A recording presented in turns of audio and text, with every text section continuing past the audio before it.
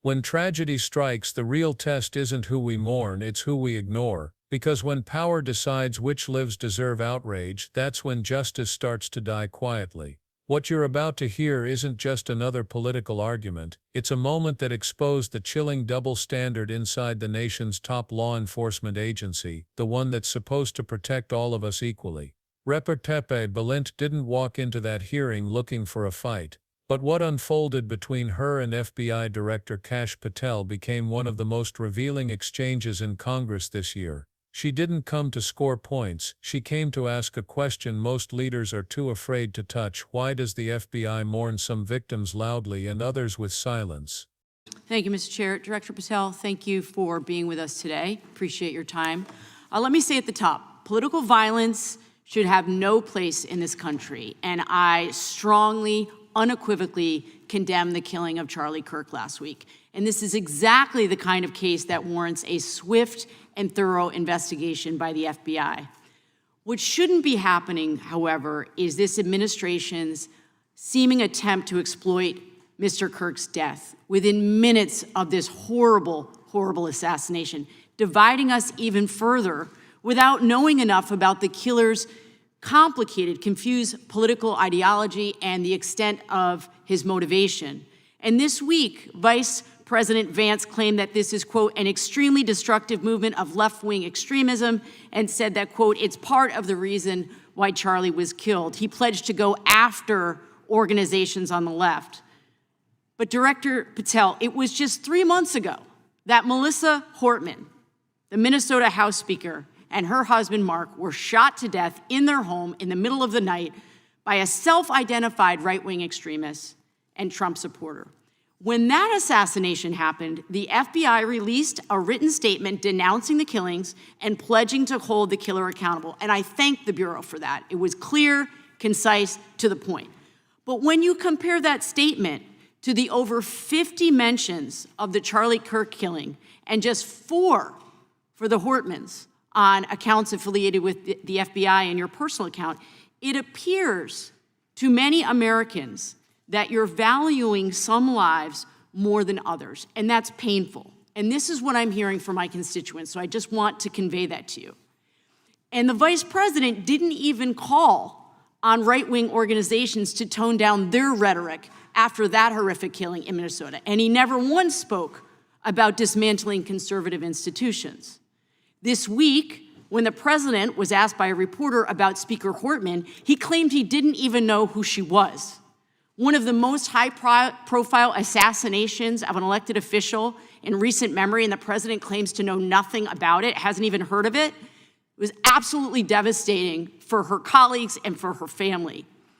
And I think we all can agree in this room that we have to stop this political violence. So my first question to you is, Director Patel, what is your plan as Director of the FBI to turn down the temperature, especially in light of the fact that it seems like members of the administration are reacting to political violence based on party affiliation? What's your plan? I can only speak for myself and the FBI. And what we are doing is, I think I mentioned it earlier, we're following the money, because whatever attack you are describing, and they are all despicable, equally so, people need money to operate. People need money to conduct these attacks, to conduct these investigations. And so what we are doing is finding the people that supported this infrastructure system, because even when you say there's a lone, quote unquote, lone wolf actor, he's not truly a lone wolf actor. Something happened along the way. I agree. And so can I just because we have such little time, are you making a commitment right now to follow where the evidence goes in investigating whether it's violence on the left or the right? Because over the last 10 years, when you look at the ideology, I want to follow up on what my colleague from California said. When you look at the data, you look at the Anti-Defamation League data, 96% of ideological motivated killings were committed by the right wing. When you look at the Institute of Justice report that she cited, it's 5 times the number that 5 times the number of far-left extremist incidents are perpetrated by far right. And it's been reported, and she mentioned this, that as of September 12th, 2025, just 2 days after Charlie Kirk's killing that the DOJ removed that report from the DOJ website. That's why Americans are concerned that there seems to be a separate system of justice, that if you are a Republican and you are attacked, you will get the full weight and authority of the FBI in this administration. But if you are somebody serving in the Minnesota State Legislature and you are assassinated in your home, that the response is different. And I think to ignore the threats from the right or try to do a both and when there are multiple instances when it's overwhelmingly coming from the right, this is a disservice, because Americans want to know that whoever they are, whatever their political affiliation, that the response is going to be the same, and it is going to be done with the same diligence. And I'm wondering if you will commit to me right now that you will be a voice right now standing up to those voices in the administration that are adding to the violent rhetoric right now. That's what I'm asking you. Will you commit to this? Time of the gentleman has expired. The gentleman can respond. My voice will be through the investigations that the FBI conducts, and we will conduct them all lawfully and equally. Can we expect in the future that your tweets in related to one killing will be the same level of concern? The gentleman from Texas is recognized. Balint started calm, almost careful. She said what every decent American agrees on: political violence has no place in this country. But then her tone shifted. She called out something most people feel but rarely say out loud, that the response to political violence changes depending on who the victim is, that when the narrative fits it's front-page news, and when it doesn't it's a footnote. She looked Patel straight in the eye and asked, "What's your plan to turn down the temperature, especially when your own side seems to be fanning the flames?" And that's when everything changed. Patel leaned into the microphone and did what bureaucrats do best: he dodged. "We're following the money," he said, adding that political violence should have no place in this country. But his tone was cautious, rehearsed, like a man choosing every word to protect someone else. And then he added, "We condemn the killing of Charlie Kirk." The room fell silent for a second because everyone knew what Balint was about to say next. She reminded him that 3 months earlier, Minnesota House Speaker Melissa Hortman and her husband had been murdered in their home by a self-identified right-wing extremist. The FBI condemned that attack too, sure, but it was quiet, just a written statement, 4 brief mentions across all FBI-affiliated accounts. Then Balint dropped the number that made the hearing go viral: over 50 mentions of Charlie Kirk's killing. 54. That's not equality, that's hierarchy. And that's when Balint's tone changed from concern to conviction. "It appears to many Americans," she said, "that you're valuing some lives more than others. That's painful. This wasn't a partisan attack, it was a gut punch to a government that's supposed to be impartial. Because while the FBI was amplifying outrage over Kirk's death, it barely acknowledged Hortman's. Both were assassinations, both were tragedies, but only one fit the political narrative of the moment." Patel tried to hold the line. He said the FBI doesn't react based on politics, that they investigate all cases equally. But then Balint hit him with the data. According to the Anti-Defamation League and the Institute for Justice, 96% of ideologically motivated killings in the last decade came from far-right extremists. 96%. Yet somehow the DOJ had quietly removed that report from its website 2 days after Kirk's killing. Think about that. Not only was the truth being downplayed, it was being deleted. Balint wasn't yelling. She didn't need to. Every word she said carried more power because it was grounded in reality. Americans want to know that whoever they are, whatever their political affiliation, the response will be the same. She wasn't asking for sympathy, she was demanding fairness. Patel looked cornered. His answer? Another deflection. "We'll conduct all investigations lawfully and equally." It sounded noble, but it meant nothing. Because this wasn't about law, it was about leadership. About whether the head of the FBI would have the courage to speak truth even when it's inconvenient. Balint asked him again, directly this time, "Will you be a voice standing up to those in the administration adding to violent rhetoric?" He froze. His response came out robotic: "My voice will be through the investigations we conduct." Translation: I'm not challenging the people above me. And that's exactly the problem. When leadership becomes silence, justice becomes selective. When power decides which tragedies are worth attention, democracy starts to rot from within. Because here's the truth, political violence doesn't start with a gun, it starts with permission, with rhetoric that dehumanizes opponents, with silence that signals approval, with selective outrage that tells extremists, you're justified if it helps our side. Balint understood that. That's why she didn't let go. She reminded Patel, and everyone watching, that this isn't about politics, it's about survival. About whether Americans can still trust that their government sees every life as equal. And here's where the hearing took its most haunting turn. Balint compared the reactions not just in statements but in tone. After Kirk's killing, the administration's response was immediate. Televised speeches, social media campaigns, even policy pledges to crack down on left-wing extremism. But after the Hortman assassination, silence.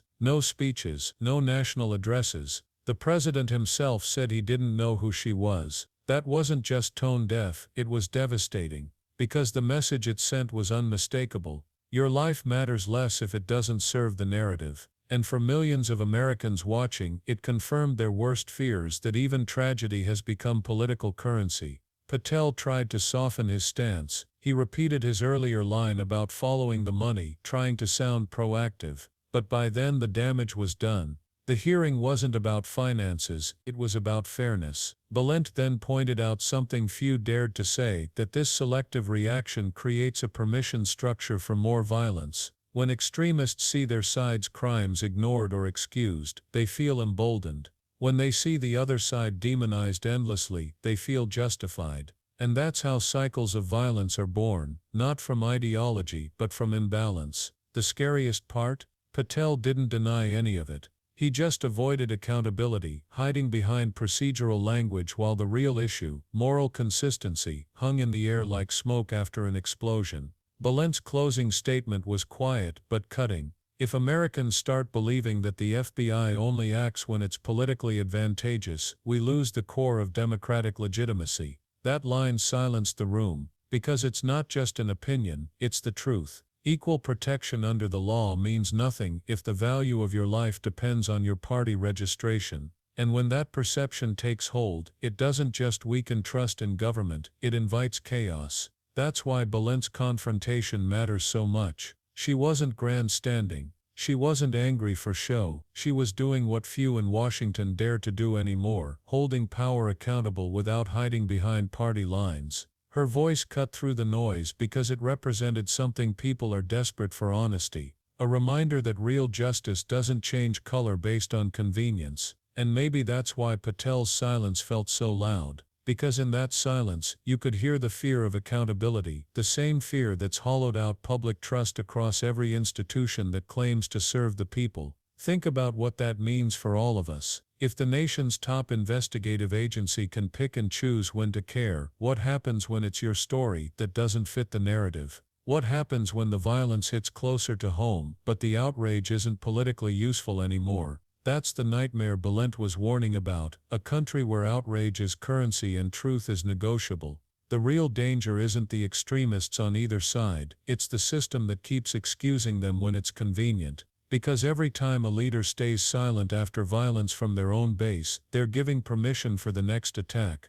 That's why this hearing was so important, not for what was said but for what was exposed. Balint revealed something raw, a government that's lost sight of fairness, a director too cautious to confront power, and a public slowly losing faith that justice still means anything. And maybe that's what scares them most. Because once people realize the system is selective, they start demanding something bigger than political promises. They start demanding truth. That's the moment when accountability becomes unstoppable. Balint's composure made the contrast even sharper. While Patel stumbled through bureaucratic replies, she stayed steady, grounded and factual. She didn't attack him personally, she held up a mirror, and what it reflected wasn't pretty. An FBI that amplifies outrage when it's politically useful, a DOJ that removes inconvenient reports, a president who forgets the name of a murdered lawmaker, a vice president who weaponizes grief for narrative points, and a director too afraid to call it what it is. It's not leadership, it's performance. And that's exactly what's tearing this country apart, the performance of outrage instead of the pursuit of justice. But Balint's words didn't just echo in that room, they hit home across the country. Because millions of people are tired of being told to calm down when they see hypocrisy with their own eyes. Tired of watching leaders preach unity while practicing division, and maybe that's why this moment struck such a nerve. It wasn't about politics, it was about honesty. About the simple unshakable idea that all lives, regardless of party, belief or background, deserve the same outrage, the same protection, the same justice. When Patel said, "My voice will be through investigations," it sounded responsible, but in context it was tragic. Because investigations without moral courage are meaningless. Justice without consistency is corruption with paperwork. If the FBI truly wants to turn down the temperature, it starts by treating every act of violence with the same intensity, not by counting hashtags, or measuring outrage, or calculating what fits the narrative. That's what Balint was pleading for: fairness over fear, truth over spin. And whether Patel realized it or not, that hearing became a turning point, not because of what he said, but because of what he refused to say. In a nation divided by rhetoric, silence from power isn't peace, it's surrender. And as Balint reminded the country, we can't stop political violence until we stop excusing it, until leaders stop protecting their side's extremists and start protecting everyone equally. Because the moment outrage becomes selective, justice becomes optional. So when you think about that exchange, remember what it revealed. This wasn't just a political clash, it was a warning. A reminder that democracy doesn't crumble from explosions, it erodes through excuses. And if we want to preserve what's left of it, the time to demand accountability isn't later, it's now. If you believe in truth over spin, in justice that doesn't change with politics, hit subscribe, share this video, and help keep the spotlight where power doesn't want it. Because as long as silence protects the powerful, we'll keep calling it out, fact by fact, voice by voice.